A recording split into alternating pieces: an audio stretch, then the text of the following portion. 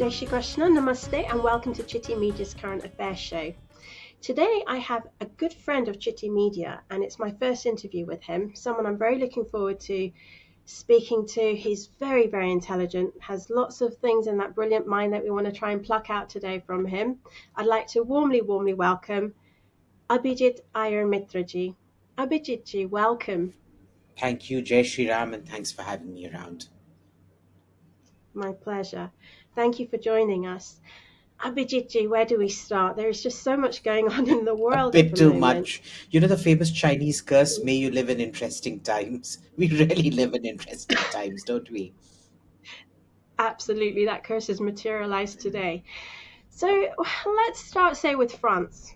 We can't avoid France. There have been riots going on. It's now been almost a week. It's grown from, we all know the trigger of a 17-year-old. We all were believing it's because of an alienated population, feeling deprived, feeling unheard of from their establishment. Is this really just a riot between the haves and the have-nots, or is it far more deeper than that? Because there seems to be deep divisions in France to a point where the riots have now spilled over to Belgium, to Switzerland. We're looking at something far deeper than something that was triggered by just a young boy's death. Not that I'm demeaning that in any way. So, you know, the very fact that it spread to places like Réunion in the Indian Ocean or French Guiana in South America shows you that there is some kind of underlying social tension as well out there.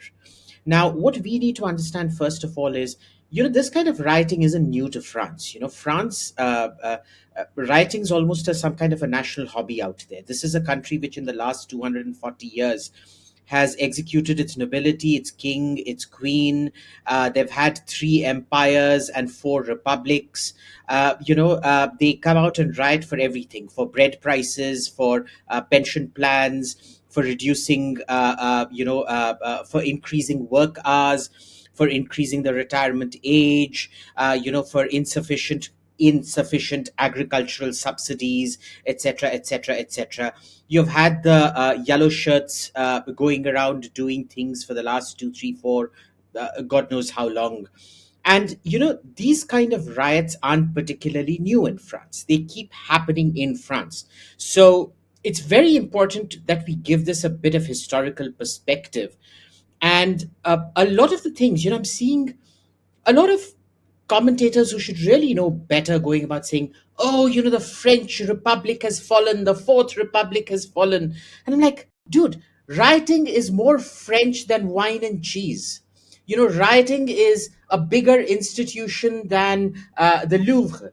Rioting is more quintessentially French than Asterix and Obelix comics. You know, it's. Are we mixing rioting or revolting?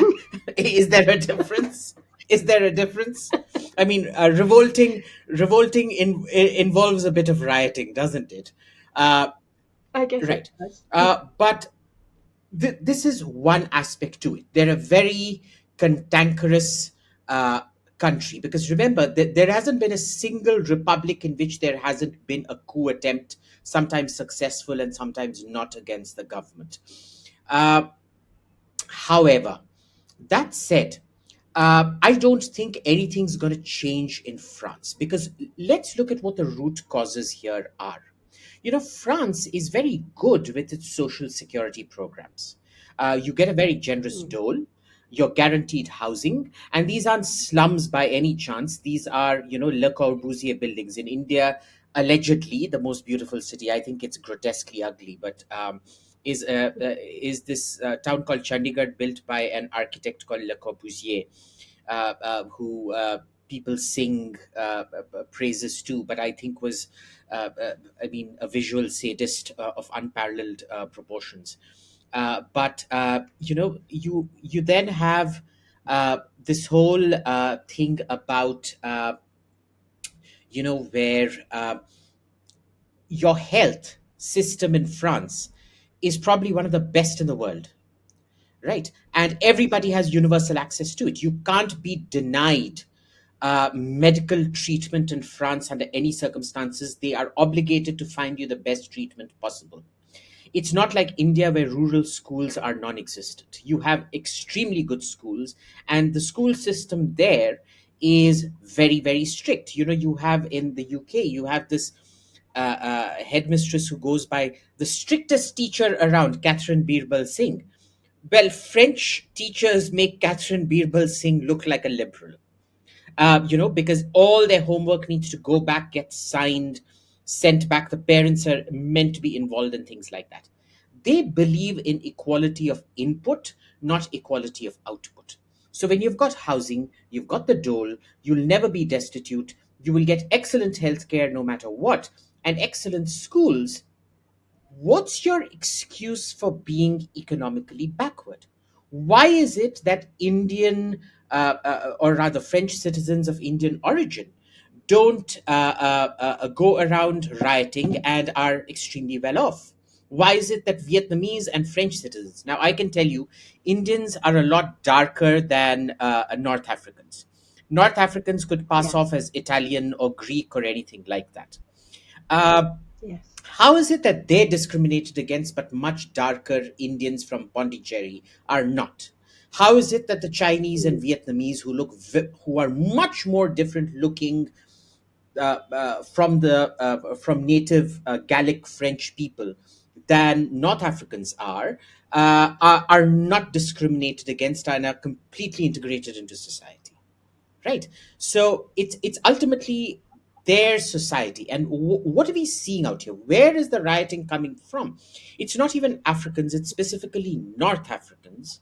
And it's Yes. the latest wave of refugees that's come from the Syrian civil war and things like that. To note that this entire refugee crisis was created by French interventions in Libya and in Syria. So Yes. there's a bit of comeuppance out there as well, but there is this.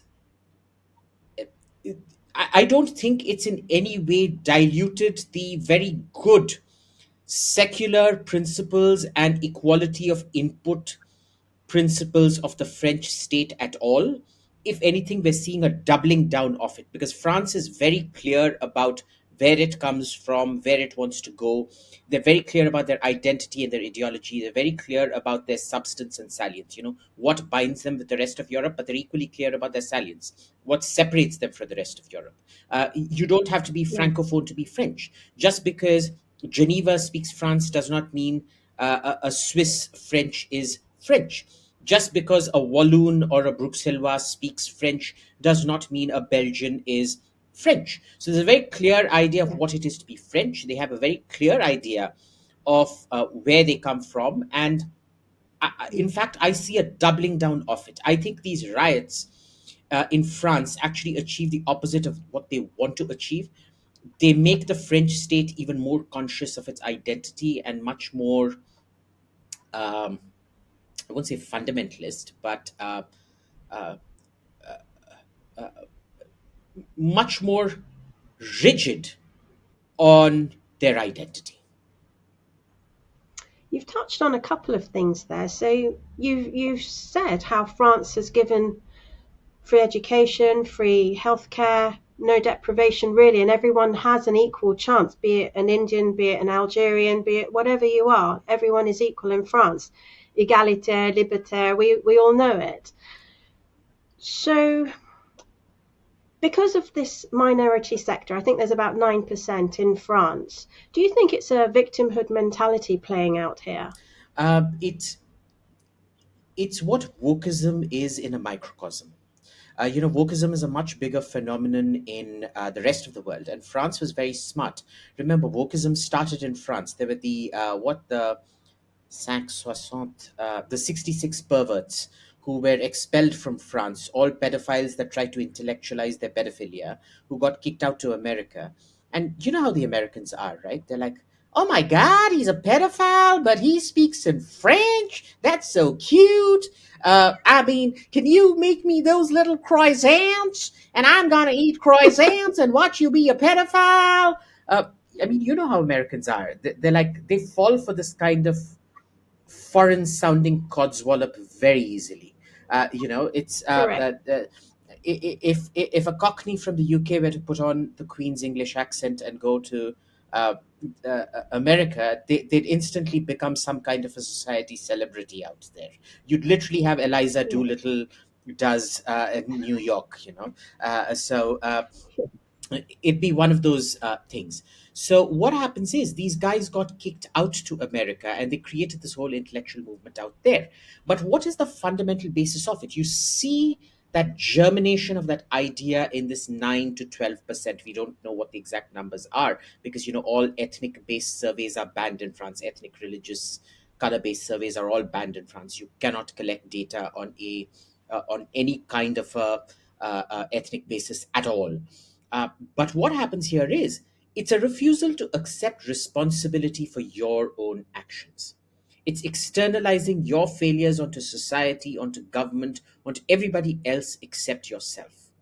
And look, that's where rioting and dangers and radicalization and terrorism begin. Your refusal to accept responsibility for yourself, your belief that you are controlled externally, that your woes are external, and that you need to deal with it externally. Right. Yes. No. Absolutely. And not sure if many people are aware, but Modi ji is actually due to go to France next week for Yes. Bastille Day. As far as I'm aware, that hasn't been cancelled. Now, if you were a fly on the wall, what do you think their conversation? Because he's Macron's special Yes. guest. What do you think their conversation would be? Because there are some parallels that we see in pockets of India that are happening in France right now. Yeah. Um, I think the conversation in France, in Macron's room, would be oh my God, after Gujarat, after the 2001 Gujarat riots, is this good PR for us? Because Macron is very image obsessed. Is this good PR for us going, having Modi over immediately after these big riots and things like that? I think the conversation in Delhi would be very, very similar. Is it a good thing for Modi to be seen at the Bastille Day parade uh, when they've had these sort of riots happen out there? And so, I do think there is a very significant overlap in those conversations. And I can literally see all the conversations happen in the New York Times, Le Figaro, and all those newsrooms thinking, hey, yay, this is a fantastic comparison that we can draw and hurl some more muck at India. Yes. So, leaving France, let's just rewind a few days ago with Modi ji's visit to the US. It was a very successful visit. He got the red carpet VIP treatment, putting India on that real high stage, giving them the accolade that India deserves. They've really raised themselves under Modi ji's leadership. But what do you think? Because a lot of people in different quarters are saying America can't be trusted. They're using India to go against China. But what do you think India's real gain is from that visit? I don't think there was, I think in terms of substance, there was very little. In terms of tangibles, there was very little. Certainly in terms of look, it was basically, as far as I read it, it was Modi giving Biden a bit of an election boost because the Democratic Party has become so vitriolically anti-Hindu, including where Hindu members of Congress are required to be fashionably anti-Hindu in order to buttress their voter base. So basically, what Modi did the last time was when he campaigned for Trump, was that he showed, and when he did that, the Republicans got the highest percentage of Hindu votes possible that any Republican candidate has ever gotten. So I think what he was doing this time was to show uh, Biden that he kind of stands by him, equalizing the mistake of campaigning for Trump, and kind of giving his seal of approval to Biden.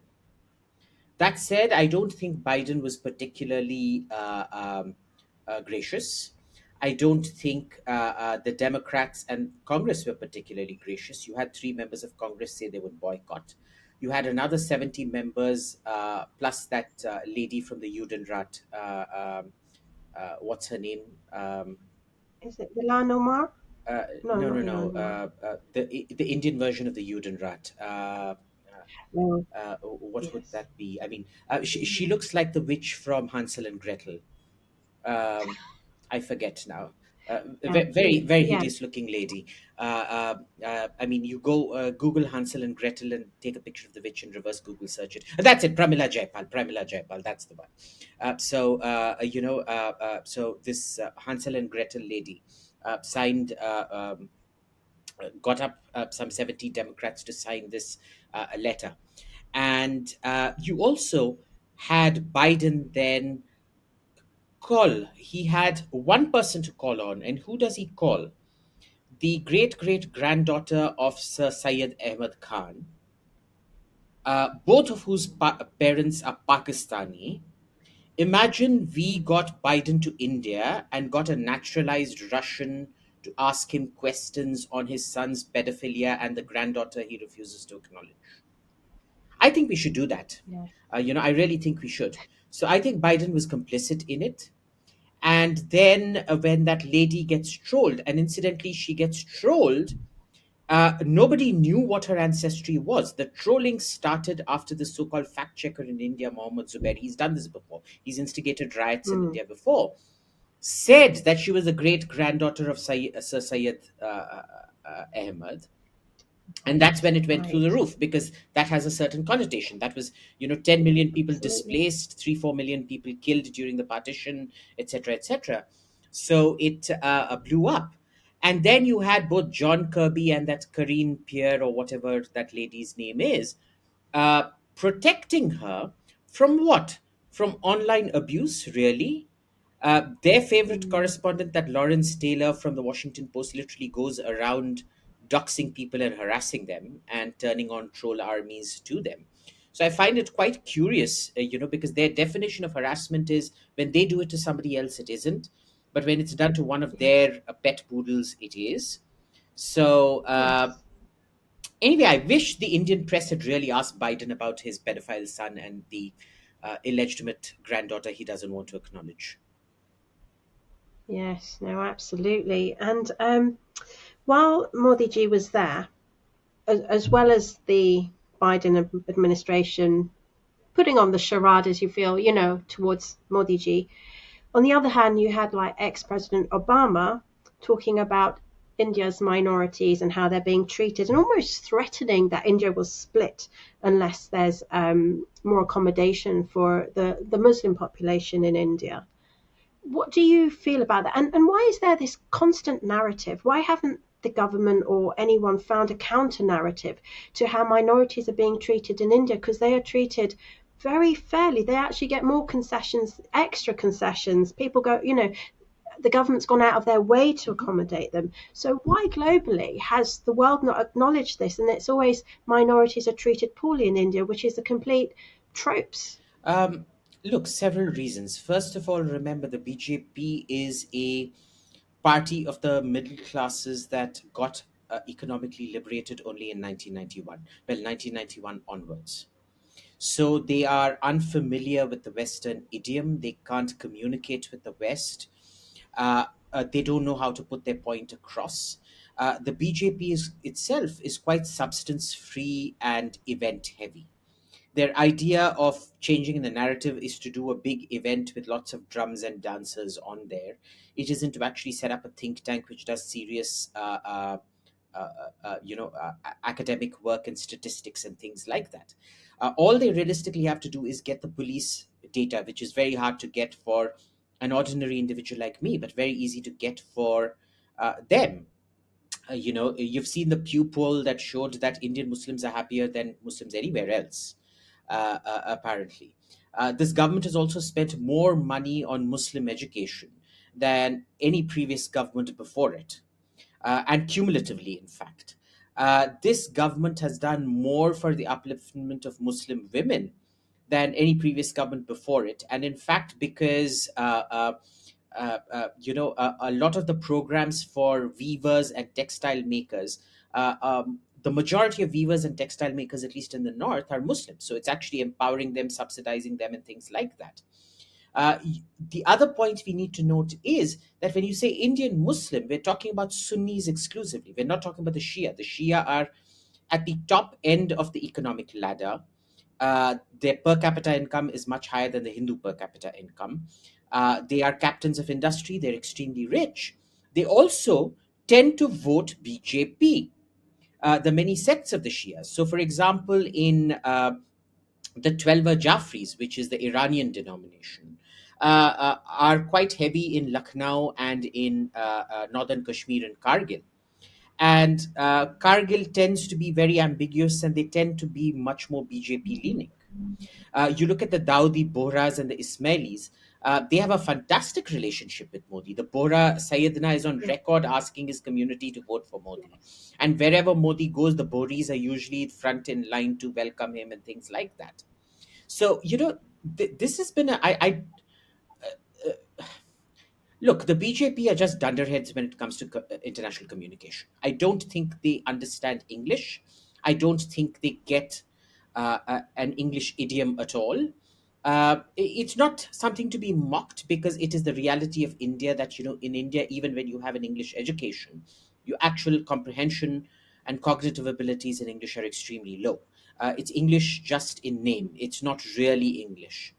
But I think for a government to be like this is inexcusable. So we are where we are today. So you've pointed out all of the weaknesses. If you were there to advise them today, you, Abhijit Iyer-Mitra, he's the government advisor of the BJP. What steps now would you do to make that impression of minorities being treated that's been embedded for the last several years in the globe? People calling, India a Hindutva state, a fascist state. There are loads of really negative tags that have been labeled. How would you undo all of that damage and correct it? Several carrots and sticks, I'd say. Sticks not to include the jailing or kicking out of journalists, but sticks definitely in terms of calling them out and humiliating them publicly when they misreport. Uh, so what I'd do is, first of all, I'd be gathering statistics. I'd be gathering all the statistics and keeping it on the record. I'd be having press conferences every day or every second day, which the original BJP used to do under Atal Bihari Vajpayee. This used to be done, and there used to be a fantastic human being called Pramod Mahajan who used to do it. And you really couldn't win a verbal duel with him. So, you need somebody like that fronting this to be on top of their facts, who is blessed by the prime minister that when he calls a department, the department is scared enough that they give you the data immediately. Because, here everything is like, to give you an European analogy, it's like Spain and mañana. Everything in Spain is mañana or tomorrow, right? Tomorrow, and what's that famous song from Annie? Tomorrow, tomorrow, it's always a day away kind of thing. It never Yeah. comes.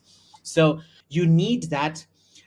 You also need to be calling out reporters on when they, sorry to use the word, but shit talk.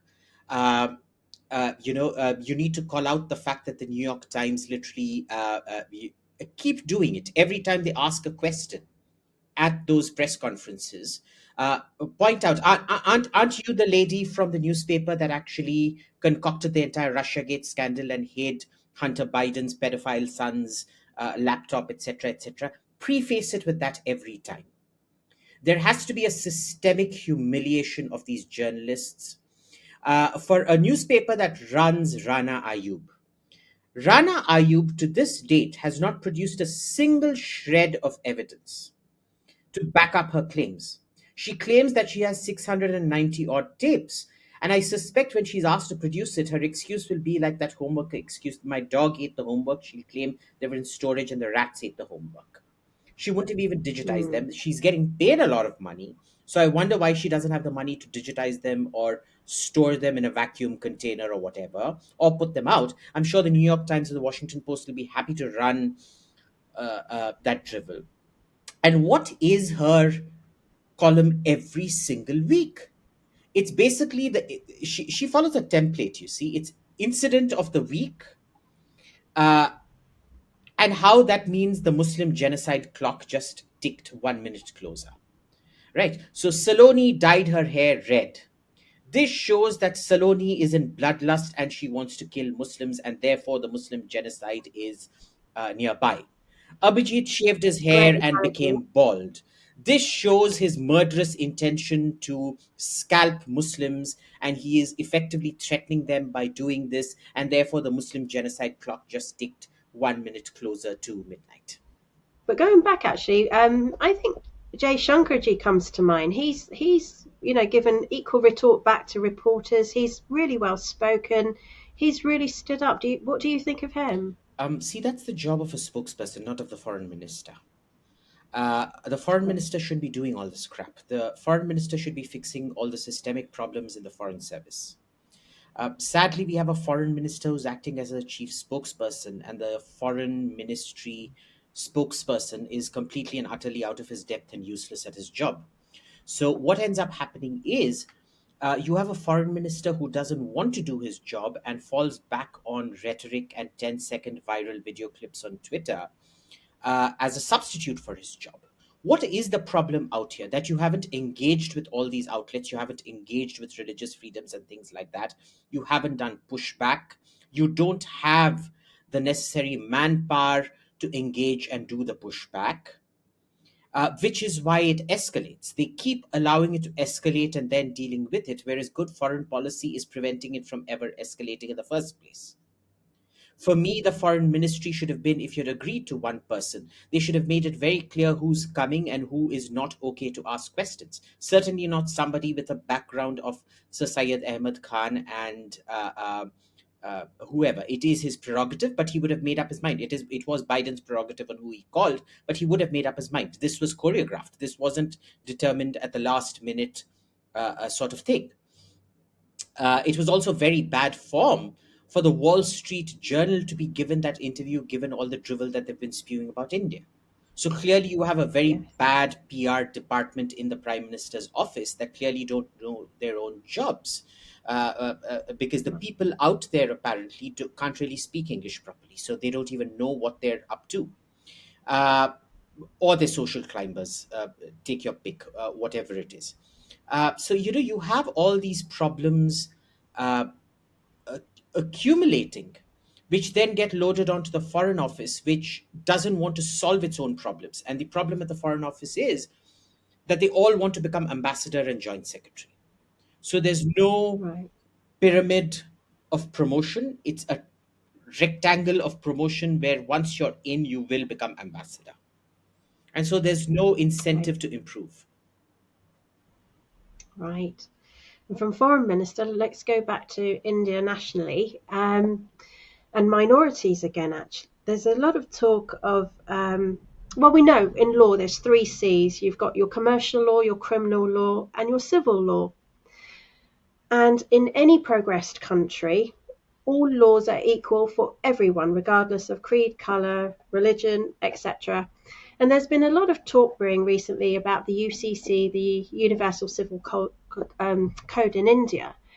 And, as a female, I think it would be a great thing, especially for Muslim women who will get equal rights with the Universal Civil Code.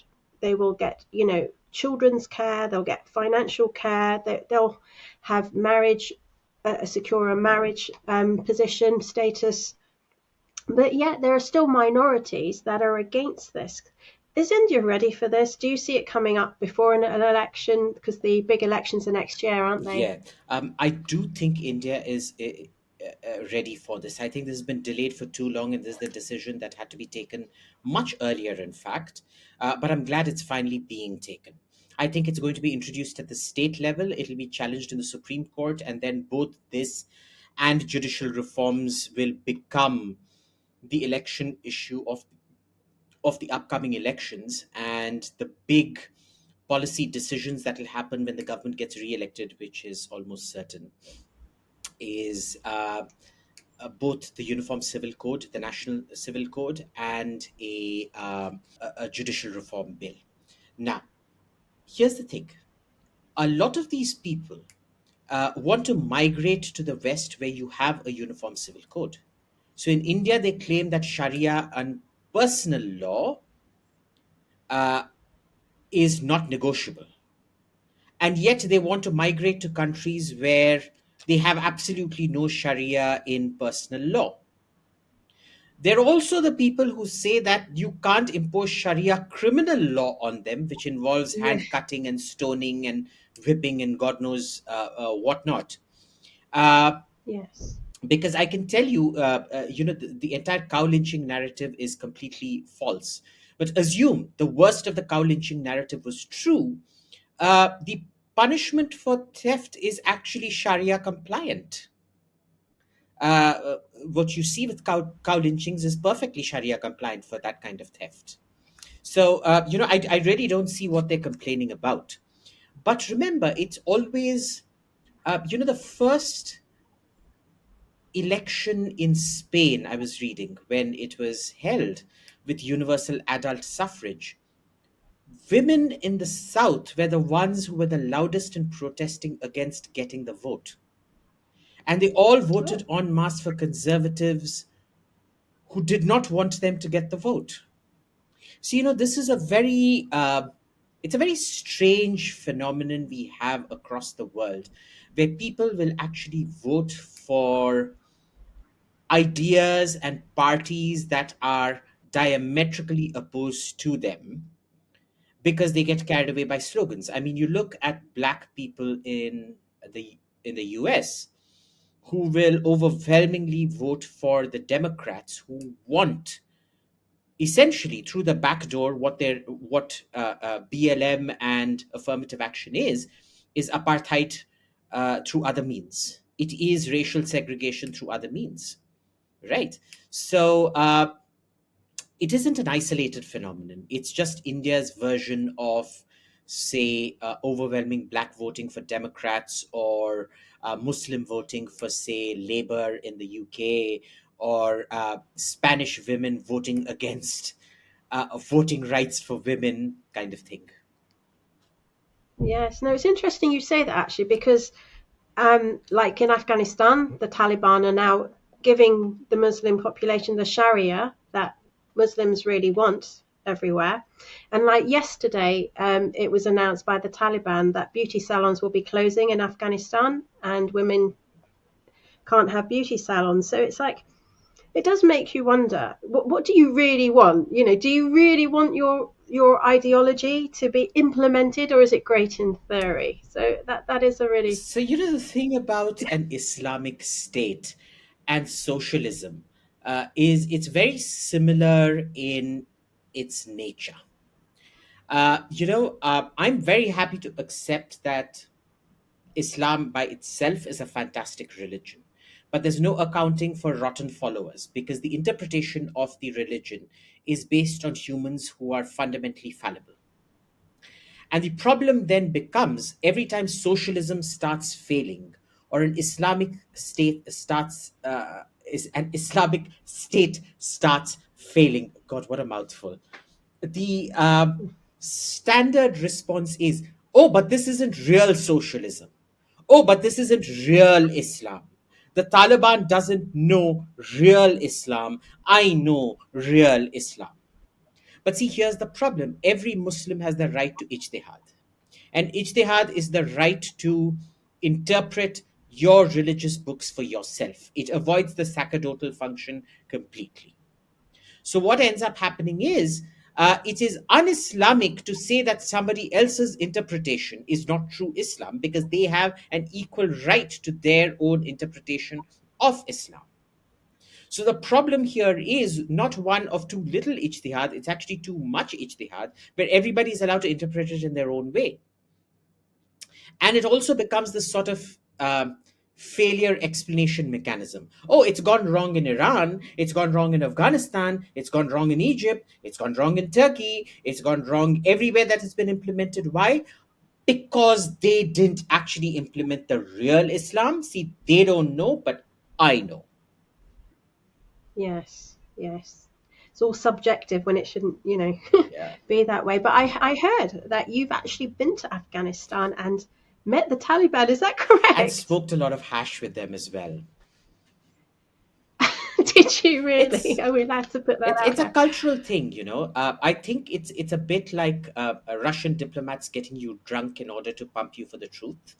Uh, it, uh, uh, it there was always Torturing you with kindness. yeah, yeah, but basically getting your cognitive abilities and your senses a bit downgraded, so that Mm.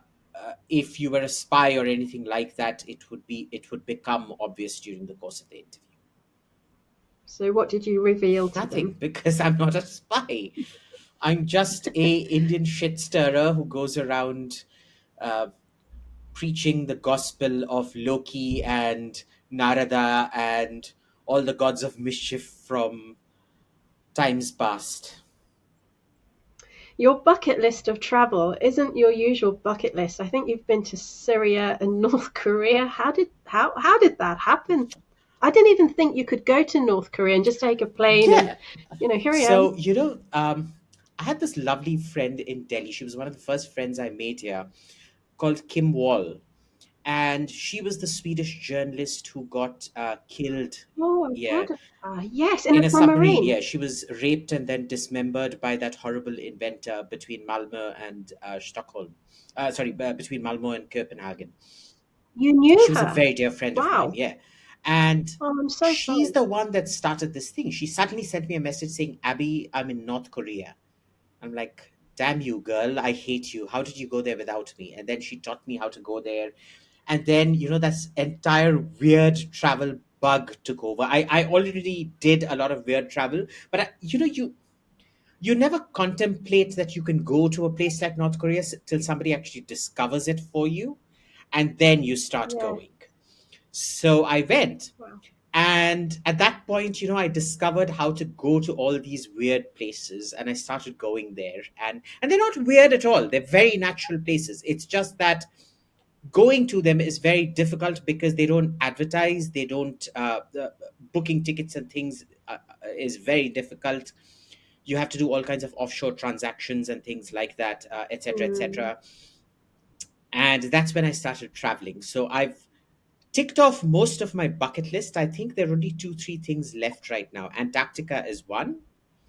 Okay. And the other one is going to Oymyakon, which is the coldest place on Earth in Russia. It's in the middle of the Tuva Gap.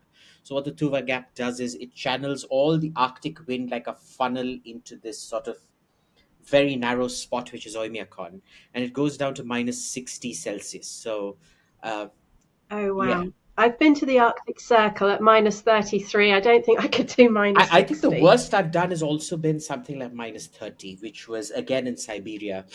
But Mm. I'm looking forward to minus 60. It's become a kind of a challenge for me because I know Antarctica isn't. My mom felt very cheated. See, she beat me to it. We have this competition of going to weird places, and she went to Antarctica before I did. Except she felt cheated because that was the warmest year on record in Antarctica. They didn't even need the cold clothes. It was like 20 degrees Celsius. And she's like, what the hell is this? I mean, I don't think they've brought me to Antarctica. They've probably just, uh, they've gotten me to southern Argentina. They're pretending this is Antarctica. I refuse to believe this is Antarctica. But it was because the GPS and everything, unless they'd fixed the GPS, showed that they were in Antarctica. So, yeah, it was what it was. But I hope to go when it's actually really, really cold. Absolutely. Well, let me take you, my geopolitics expert, to a warmer clime now. After the USA, Modi ji then stopped off in Mm, Egypt. And Egypt have been, bilaterally friendly with India for decades. However, and they gave him a warm welcome and all of that. Went to see the pyramids, the usual. But Egypt have actually boycotted the G20. mm. So can India really count them as allies? Yeah. Look, I think we have to be sensitive to how they position themselves to their public, because as we've seen, Egypt is they've had two revolutions: one that got rid of the military and one that got the military back in power. So they have to be very careful. The Arab public opinion has always been a very dangerous knife's edge.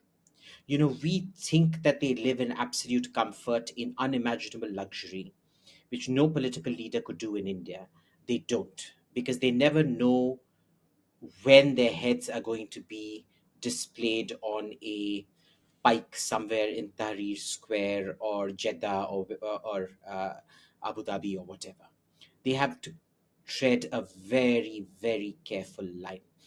Uh, Egypt isn't that much of an ally these days, I would say, as Saudi Arabia and Emirates, which they've traditionally always been.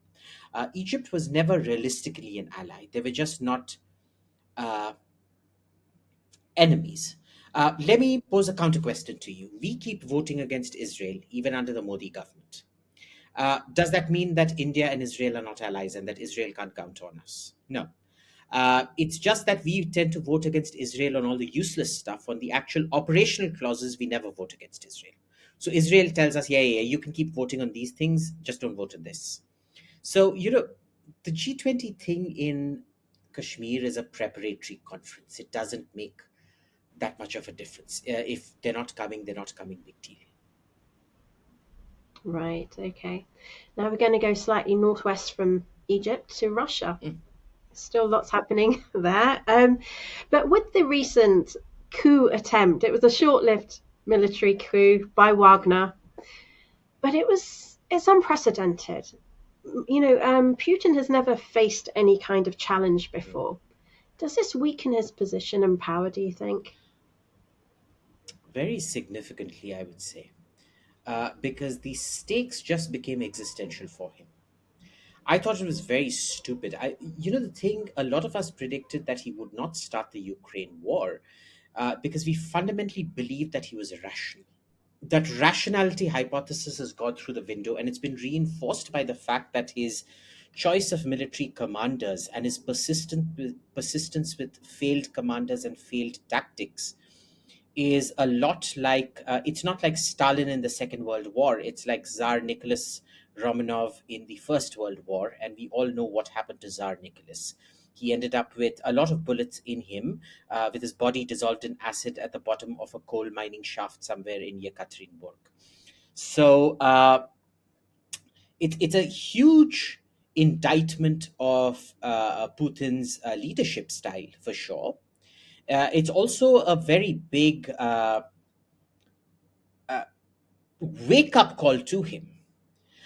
Because till now, the consequence of Ukraine not going well for him was what? A loss of popularity. But now he knows that if Ukraine doesn't go well for him, he will face a serious threat. Because remember, Wagner got within 200 kilometers of Moscow. They literally Yes, yes, traveled 700 to 800 kilometers in the space of 24 hours, which even the German army had not done, and Napoleon certainly had not done in their invasions of Russia. So he gets it became existential for Putin, and I think the more bogged down he feels, the shorter the fuse towards some kind of a nuclear episode. right. So worrying times because a man like that whose ego has been bruised can be unstable. Uh, he fancies himself stable, and therein lies an even bigger problem because he will very rationally justify his instability. Have you read this play by Camus called Caligula? Albert Yeah. Camus? Uh, so Caligula. I think I read the Okay. book So decades ago. Caligula is a short story. So it comes usually in a bunch of short stories because it's too small to be published by itself. But if you read it, Caligula was the maddest of a whole line of mad Roman emperors. But the way he justify his madness are all supremely rational. Every justification is completely rational, and you're forced to agree with him. And I think that's the route Mm, Putin is going down. I don't think. Uh, Look, 20 years anyway is a bit too long for a leader to be in power, right? 10 to 15 years should be the maximum, and it's the law of diminishing returns setting in, I guess. yes, yes. No, that makes complete sense.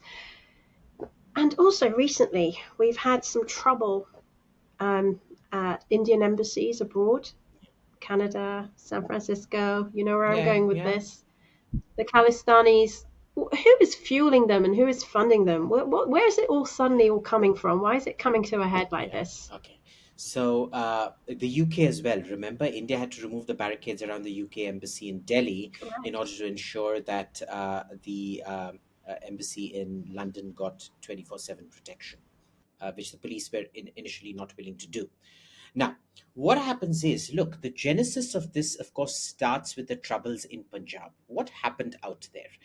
Punjab was a victim of its own success in many ways because the Green Revolution succeeded mostly in Punjab. And what was the Green Revolution? It was the use of dwarf crops, of hybrid dwarf crops. And because they were dwarfs that didn't have to grow to three times their length to produce wheat, they shortened down and would yield results very quickly, one third the growing time. So you could have many more crops within the same growing season. But they also required huge amounts of fertilizer. And what happened was they were also quite water intensive. So ultimately, the water table got polluted both by fertilizers and overused, plus the fact that rice was introduced out there, which then has caused havoc with water tables out there. But more importantly, what it did was it increased the growth rate phenomenally. At the peak of the insurgency, the reproductive rate there was something like five, which is to say that every family was having five kids. And there was a huge male female disproportion to it because there is always a sort of male preference. And in those days, ultrasounds hadn't been banned. So you could have sex selective abortions in those days because abortions have never been an issue in India per se. So you had a huge uh, demographic surplus of males without jobs. And when the liberalization of India happened in 1991, when the proto industrialization technically happened, the insurgency was all well underway in Punjab. So, what happened was Punjab couldn't benefit from it at all. So, there were no industrial jobs. It was all agricultural, which had all been controlled by the Jats. And mind you, the Jats are that unique community that no matter which party you are in Punjab, your leader is always a Jat. The head, they're just 20% of the population, but they control the Gurdwaras and the Takhts. They control the Congress party. They control the anti Congress called the Akali Dal. They control the Aam Aadmi party, which is the new opposition. They control literally everything out there. So it's kind of like Pakistan's revolving door with civilian governments, which are all controlled by the army, kind of thing. Kind of. I mean, not no Mm. analogy is exact. So you had this situation of desperation, no growth, no industry, a farmland controlled by everything, no future for you, an insurgency that's been crushed. There was a lot of migration that happened outside. What happened with this migration outside was that it slowly gained a lot of financial power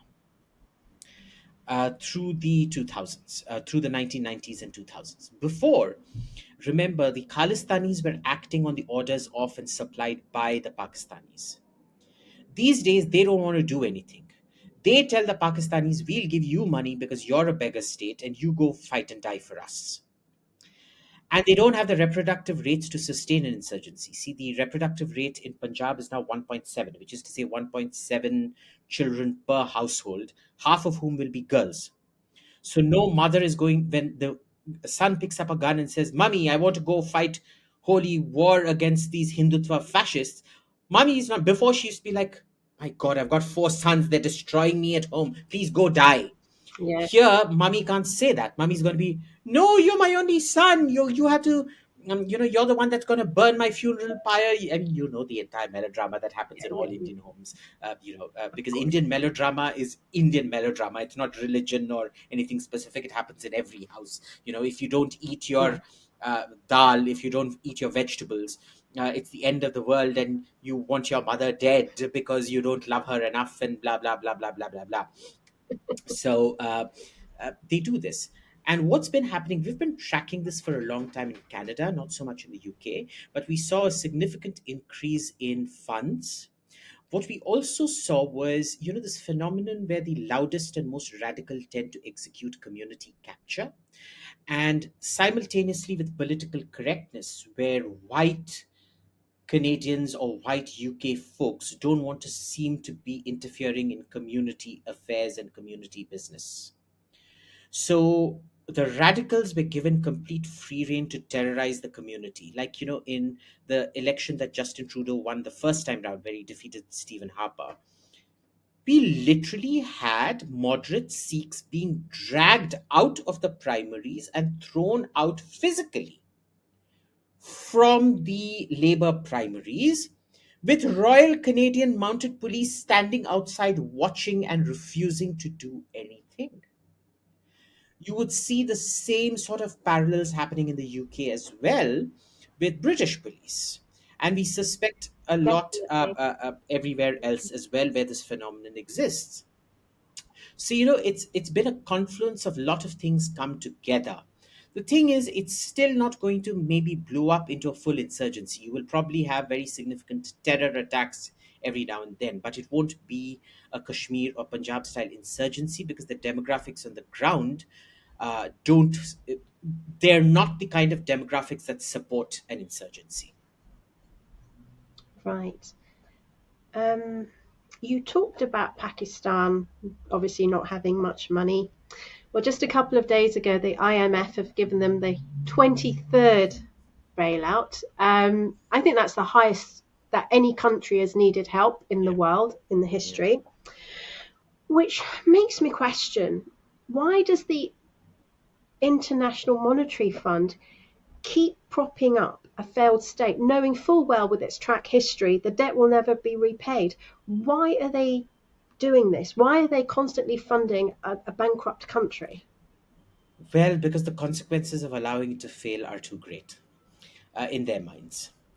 Because Pakistan plays this nuclear blackmail card. Their standard thing is, if we fail, if what happened in Sri Lanka happens here, it's not people swimming in the presidential palace you'll see. It's people swimming in the reactor ponds of our nuclear reactors, and it's not going to be the presidential furniture that gets removed. It's going to be our nuclear weapons that get removed and sold in the black market.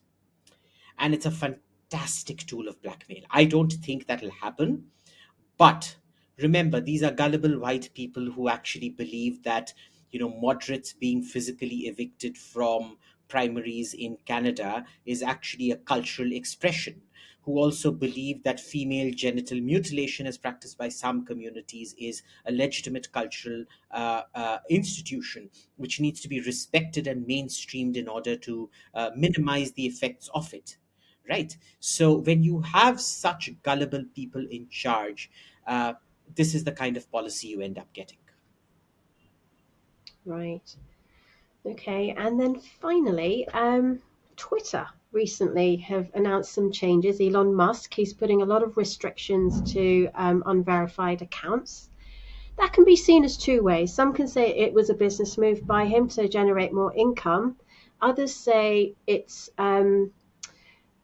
sort of controlling censorship. It's controlling people using Twitter for their own reasons in pushing it with AI and bots, and these limits are going to now restrict that. And at the same time, whether it's divine timing for Zuckerberg, he's actually now bringing his own competitor to Twitter this week. What are your views on all of this? Uh, I think it's partially revenue increasing, but I think it was more a pro consumer move, because most of this kind of obsessive Twitter scanning was done by AI bots on behalf Mm, of surveillance and intelligence agencies across the world. So he's actually protected his users, whether they like it or not. You tell me, who has the capacity to read, even for an unverified user? The limit is 600 tweets a day. Who has the ability to read 600 tweets a day? It's physically impossible to do that. if you have a life, Eh, totally. or even if you don't have a life, it's impossible to do that. So Mm, it doesn't really affect anyone except the intelligence agencies that are using it to gain open source intelligence. So it's a big blow for them who were using it to monitor. Remember, the Tahrir Square, the first Tahrir Square revolt against Hosni Mubarak, was a Twitter revolution. Jack Dorsey is very proud of it. Twitter servers were scheduled for maintenance, and the CIA told him not to put it down because they wanted content pushed on Twitter. And that is what actually pushed that revolution. So, it's not surprising. He's generally very anti-state and pro-consumer. So it's as I see it, it is a pro-consumer move. Uh, and let's face it, 8,000 tweets a day or 6,000 when it started off. It takes you 28 hours of not eating, not showering, not sleeping to be able to go through 6,000 tweets. Not humanly not possible. Yes. And what do you think of the Zuckerberg competition, this face-off going on between these two testosterone-filled males that are both billionaires and trying to outdo each other? So where's Facebook today? Nobody uses Facebook. Like, I haven't used Facebook in God knows how long. It's just one of those things which that's completely failed. It didn't keep up with the times, and it kind of destroyed itself. It destroyed itself even before Twitter began. It's not that Twitter replaced it. Facebook was meant to be short posts and things like that. It was meant to be photos with friends, which is what Instagram has become, which is why Facebook acquired Instagram, because Instagram is always what Facebook should have been, but stopped being after a point. And Instagram is fun because you're basically dealing with himbos and bimbos and great jewelry and great food, or at least good looking food. I don't know if it actually tastes good because you don't have taste vision or smell vision.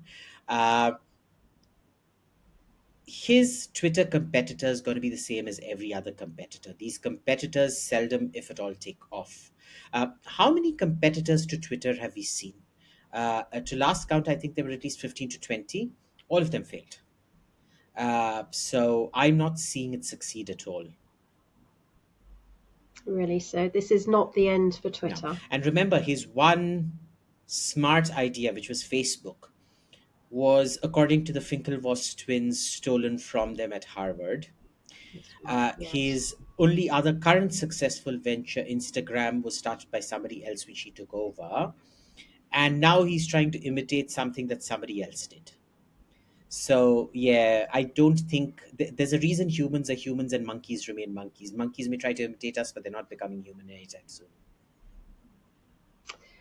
And then finally, there's this supposed cage fight that's happening between Elon Musk and Zuckerberg. Who do you put your money on? Nobody. I'm not a betting man, but look, it's going to be something of a joke. Let's face it. It's literally going to be. When I was in the Soviet Union, the Soviet stereotype of American culture used to be female mud wrestling, and it was always caricatured in the USSR. The thing is, if you actually go to America, it's very hard to find female mud wrestling. So I suspect this will be one of those staged WWF or a faux sumo or a faux Soviet stereotypical American female mud wrestling fight, I guess. More laughs than anything else. Absolutely. Abhijit, it's been an absolute pleasure to have your insights on all of these various topics that we've discussed today. There's still so much going on, but I'd need a good two more hours with you, which we don't have, sadly. But thank you so much for your time today, and you've really kept us entertained and filled with knowledge. Glad I could. Thank you so much for having me, Saloni ji. Very kind. Thank you. My absolute pleasure. Jai Shri Ram.